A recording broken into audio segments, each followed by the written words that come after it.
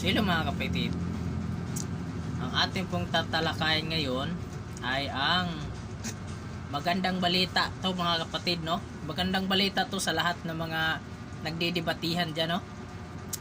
Napakagandang balita talaga to para sa lahat na nagdidebate dyan. So lahat na nagdidebate dyan, ito na po yung sagot sa mga tanong ng lahat ng tao dito sa mundo, no?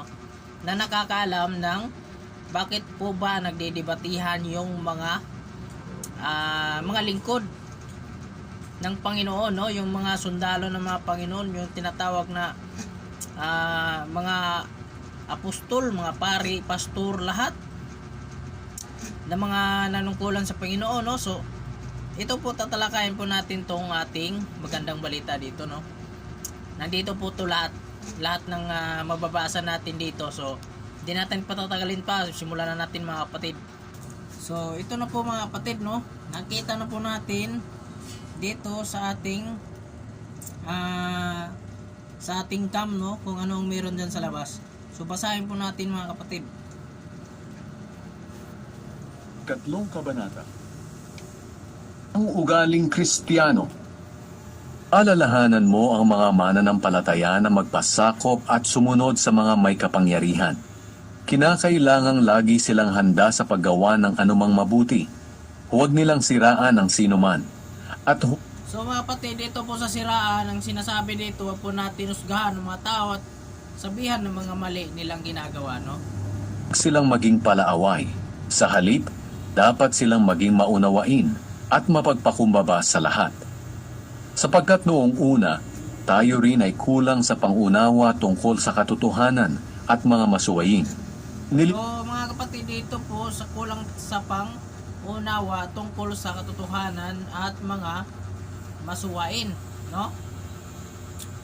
So ito po yung person na yon, ito po yung tayong kulang sa pangunawa sa ating katotohanan dito sa Bible, no? Kasi hindi po natin alam yung talagang exactly na mangyayari talaga sa pagdarating ng panahon ng ating Panginoong Diyos dito sa pagbabalik niya sa ating mundo, no? So tatalakayin natin to. Lang at inalipin tayo ng lahat ng uri ng kahalayan at kalayawan. Naghari sa atin ng masamang isipan at pagkainggit. So yun po, ito pong person na to, no, naghari sa atin ang masamang isipan at pagkainggit. Ito po yung iba't ibang pag-iisip, lahat ng parte ng ating magugustuhan at lahat ng nandito sa mundo, no? Ito po yung ating magugustuhan sa lahat ng mundo. So patuloy natin. Kinapuotan tayo ng iba at kinapuotan din natin sila. Ngunit ng mahayagang biyaya at pag-ibig ng Diyos na ating tagapagligtas, niligtas niya tayo, hindi dahil sa ating mabubuting gawa, kundi dahil sa kanyang awa.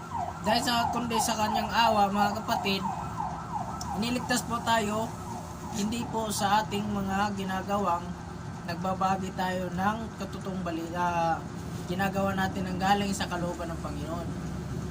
So mga kapatid, ginagawa po natin to dahil sa lahat ng tao hindi nila alam ang katotohanan sapagkat sila po'y nalulong na sa kasalanan. So patuloy tayo mga kapatid. Iniligtas niya tayo sa pamamagitan ng banal na espiritu na naghugas sa atin at nagbigay ng bagong buhay. Masaganang ibinigay sa atin ng Diyos ang banal na espiritu sa pamamagitan ni. So ibig sabihin itong banal na espiritu mga kapatid, ito po yung nananahan sa ating katawan. Kahit hindi man tayo nanampalataya sa Panginoon, nandito po yan kasi siya may-ari ng ating katawan. Patuloy natin. So Kristo na ating tagapagligtas, upang sa kanyang biyaya'y maituring tayong matuwid at makamtan natin ang buhay na walang hanggan na ating.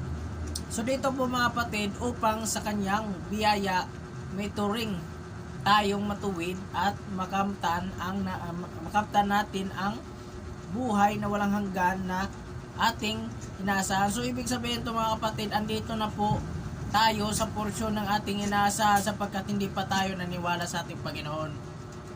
Tuloy natin. Asahan. Ang mga aral na ito'y totoo at mapagkakatiwalaan. Kaya gusto kong ituro mo ang mga bagay na ito upang ang mga sumasampalataya sa Diyos ay maging masigasig sa paggawa ng mabuti. Ang mga ito'y mabuti at kapakipakinabang sa lahat. Ngunit iwasan mo ang mga walang kwentang pagtatalo-talo. So dito na po mga kapatid, ang sinasabi dito, ngunit iwasan mo ang mga walang kwintang pagtatalo, no? So ano ba itong ibig sabihin dito? So tatalakayan natin mga kapatid. Ang pagsusuri kung sino-sino ang mga ninuno at ang mga diskusyon at debate tungkol sa kautusan.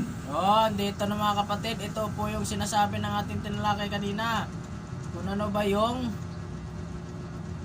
dito, ngunit iwasan mo ang mga walang kwintang pagtatalo. Dito basahin natin dito sa at ang mga diskusyon at debate tungkol sa kautusan, no? Dito na po yung wala talaga tong dudulot na maganda, no? So patuloy natin. Dahil wala itong naidudulot na mabuti. Pagsabihan mo ang taong sumisira sa inyong pagkakaisa. So ito na po yon. Ito po yung sabi dito, yung nagdidebatihan sila. Ito po yung sasabihan niya yung taong makipagdidebatihan sa kanya. Yun lang dapat natin gawin mga kapatid. Hindi na po tayo papatol pa sa mga debate na yan. Kung ano man yung magandang nasa loob mo, tas hinahamon ka, ang sabihin mo yung naayon sa Panginoon. Yun lang po dapat natin ginawa. Hindi na po tayo nakipagtalo dyan sa mga debate na yan. Patuloy natin mga kapatid. Itakwil mo siya kung pagkatapos ng 2 babalay, hindi pa rin siya nagbabago.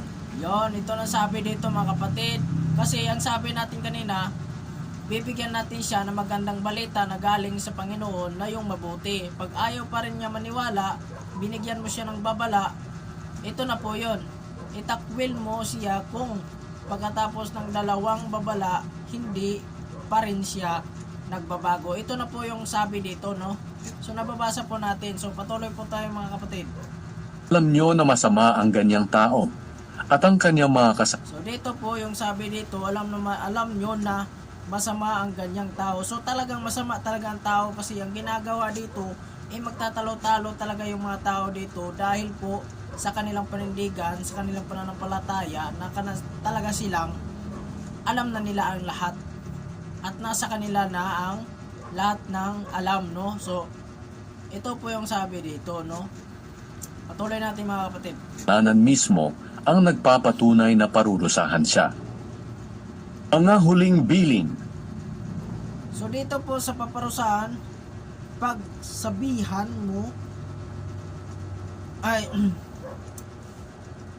dito mga kapatid, alam nyo na masama ang ganyang tao at ang kanyang mga kasalanan mismo ang nagpapatunay na paparusahan siya. So ibig sabihin mga kapatid, pinakita niya po yung ugali niya doon sa debatihan kung ano talaga yung debate niya. Di ba may nakikita kayo, may nagalit, tapos may parang ayaw talaga magpatalo. Ito po yun.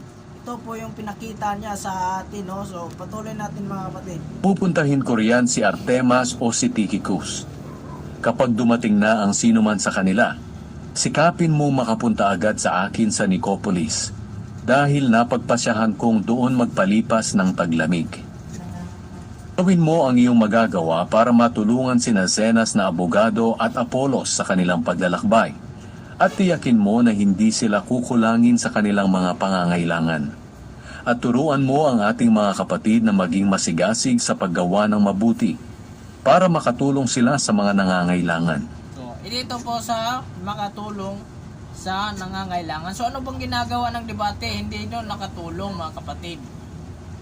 Dito po sa ating binasa, para makatulong sila sa mga nangangailangan. So, paano po makatulong ang mga ginagawa nila? Hindi naman nila ginagawa at di naman nila sinusunod yung nasa sulat, no?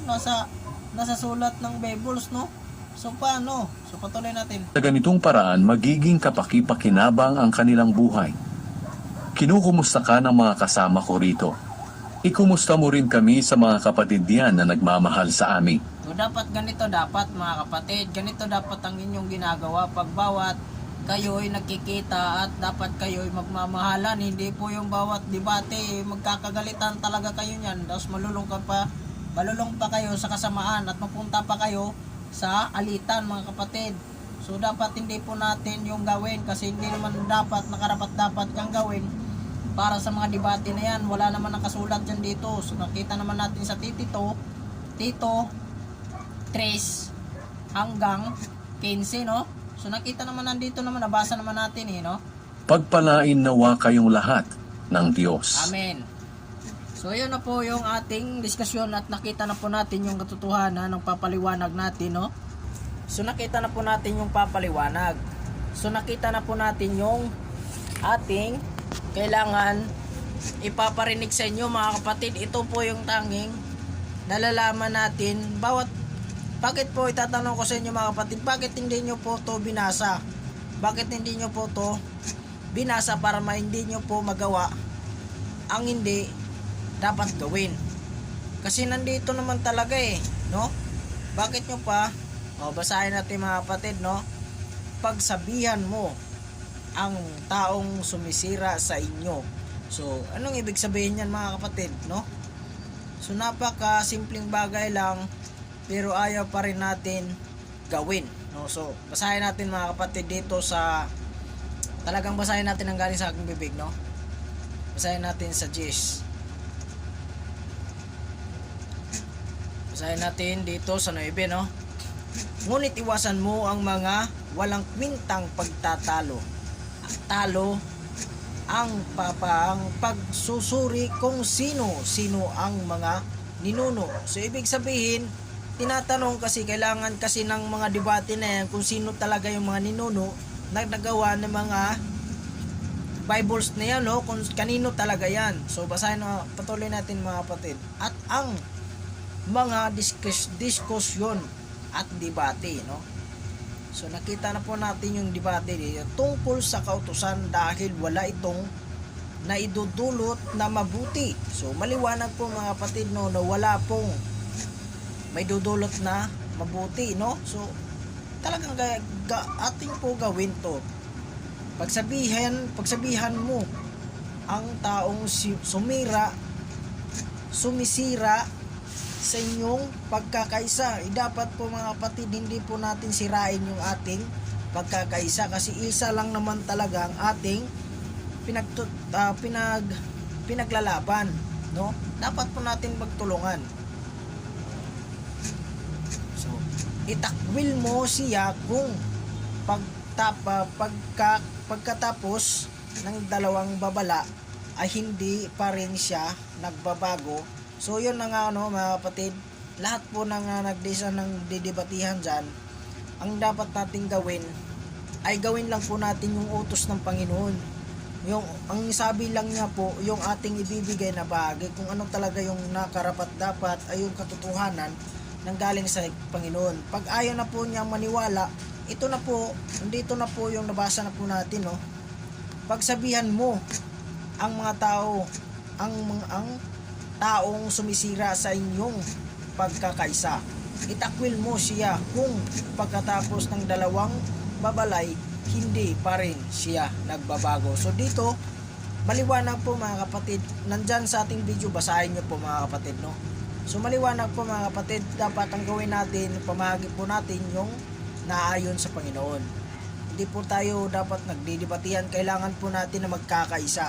Dahil marapit na po ang panahon ng paghihirap at panahon ng paghahari ng demonyo. Malapit na po, hindi na po magtatagal to. Kasi nagsisimula na ipinakita na, mga kapatid. Pinakita na. Kaya wag na po tayo magganyan, debate, wag na po natin ipagtaas yung ating mga sarili, sapagkat isa lang naman taas talaga ang mataas sa atin, ang ating Panginoong Diyos lang naman talaga, mga kapatid. Wala nang iba. So, mga kapatid, hanggang dito na lang, sa naway maunawaan nyo yung sinasabi ko at maintindihan nyo, at naway magmahalan tayong lahat at wala na po tayong kontrahan, no? So yun lang po ang ibabahagi ko sa inyo para po to malaman ninyo lahat. So hanggang ngayon lang, hanggang dito na lang. God bless, Chol.